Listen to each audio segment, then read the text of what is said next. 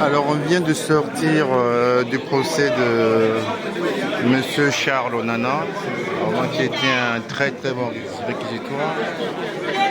Et voilà, comme vous le constatez, il est là, il est là.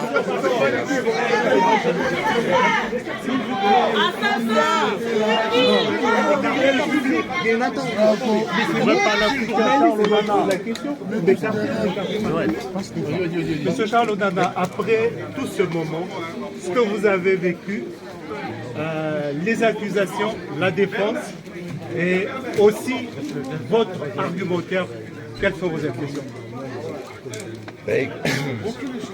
Écoutez, je pense que la première chose que je veux dire, c'est un énorme merci, quoi. Parce que je pense que les Congolais et beaucoup de Rwandais m'ont apporté un soutien important pendant toute cette période, qui n'était pas une période facile, parce que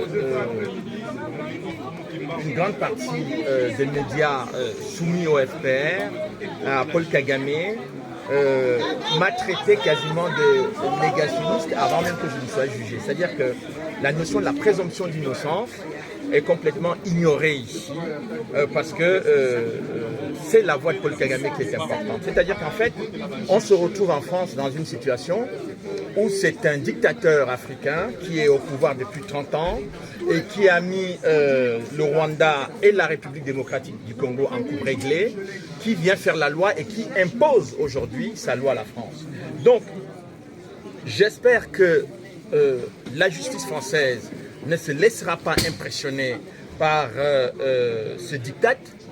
Je sais que Kagame avait demandé la tête du procureur Carla Del Ponte au tribunal pénal international. Il l'a eu. Il a demandé à obtenir la destruction de l'enquête du juge Bruguière. Il l'a eu. Et aujourd'hui, il demande la tête de Charles Onana. J'espère qu'il ne l'aura pas. Il l'aura pas. Concernant votre sécurité, vous êtes des menaces de mort.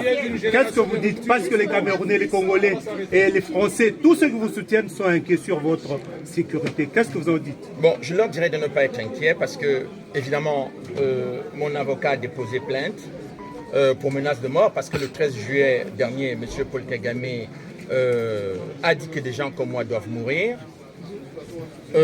Nous prenons ces menaces au sérieux, mais vous n'avez pas à vous inquiéter pour moi parce que, en fait, M. Kagame a des millions de morts sur les bras. Il s'en moque éperdument. La seule chose que je veux dire au peuple congolais aujourd'hui, ne vous laissez pas impressionner par la communauté internationale. Ne vous laissez pas intimider par l'attitude et des médias qui soutiennent Paul Kagame et de l'attitude de Paul Kagame lui-même. Il va falloir aujourd'hui que les Congolais comprennent que si ils laissent Paul Kagame faire, ce pays disparaîtra. Et c'est son objectif depuis 30 ans. Et donc, l'objectif aujourd'hui, c'est au-delà de ma petite personne.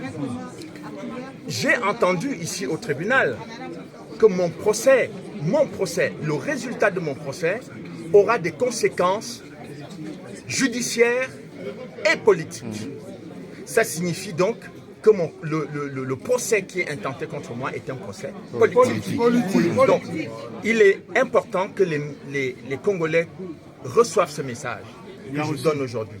C'est-à-dire que ce que j'ai révélé dans ce livre concernant l'organisation dès 1994 de l'invasion du Congo pour le pillage de ses ressources minières, c'est exactement cette politique qui est en marche et M. Charles Onana est venu perturber cette situation et il faut le tuer. Et donc, ils veulent me tuer judiciairement et me tuer physiquement. Donc, c'est à cela que j'attire l'attention des Congolais et des hautes autorités congolaises, notamment le président de la République de la RDC. Il faut qu'ils sachent qu'ils ont utilisé la même méthode pour éliminer le président Habyarimana. Ils ont pris le temps, ils ont passé le temps à dire qu'il faut négocier, il faut discuter, mais si les autorités congolaises et tous les conseillers du Congo ne prennent pas conscience qu'il n'y a pas que le Congo qui est en danger, mais que même les institutions de ce pays sont en danger. Donc, je tenais à faire passer ce message-là, parce que quand on dit que le résultat de mon procès aura des conséquences politiques, il faut qu'on comprenne de quoi il s'agit. Monsieur Charles, Monsieur Charles, Monsieur Charles, je suis un Congolais. Quel message